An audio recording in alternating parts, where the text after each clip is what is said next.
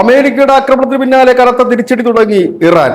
Jordan, Qatar, Bahrain എന്നിവിടങ്ങളിലാണ് കനത്ത ആക്രമണം നടന്നത്. UAE-യിൽ നടന്ന ആക്രമണത്തിൽ മുൻപ് ഇറാൻ ആക്രമിക്കാത്ത ഇടങ്ങളിലാണ് പുതിയ ആക്രമണം നടന്നതെന്ന് റിപ്പോർട്ടുണ്ട്. ഇതിന് തൊട്ടു പിന്നാലെ തന്നെ UAE പൊതുജനങ്ങൾക്ക് ഒരു ജാഗ്രത നിർദ്ദേശം നൽകിയിട്ടുണ്ട്. ഖത്തറും അത്തരത്തിൽ തന്നെ ഒരു മിസൈൽ മുന്നറിയിപ്പ് നൽകിയിട്ടുണ്ട്. ഹോർമുസിൽ സഞ്ചരിച്ചിരുന്ന കപ്പലുകളെ കഴിഞ്ഞ ദിവസം ഇറാൻ ആക്രമിച്ചു. ഇതിന് തൊട്ടു പിന്നാലെ അമേരിക്ക അവരുടെ മൂന്നാമത്തെ കടുത്ത ആക്രമണം ഇറാന്റെ മേൽ നടത്തിയിരുന്നു. ഇതിനൊരു തിരിച്ചടിയാണ് ഇപ്പോൾ നടക്കുന്നത് എന്നാണ് പുറത്തു വരുന്ന വിവരം. ഇന്ന് പുലർച്ചെ ആണ് ഈ ഒരു കനത്ത ആക്രമണം ഇറാൻ നടത്തിയിരിക്കുന്നത്. ജോർദാനിലുള്ള US-ന്റെ സൈനിക താവളത്തിലാണ് ഇറാന്റെ ആക്രമണം ഉണ്ടായിരിക്കുന്നത്. ഏതായാലും ഇതോടുകൂടി തന്നെ ക്രൂഡ് ഓയിലിന്റെ വിലയൊക്കെ വലിയ രീതിയിൽ തന്നെ വർദ്ധിച്ചിരിക്കുന്നു.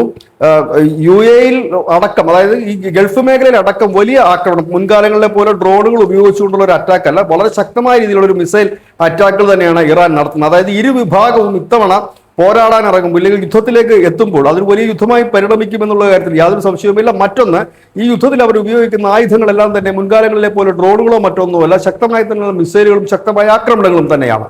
News desk, news India Malayalam.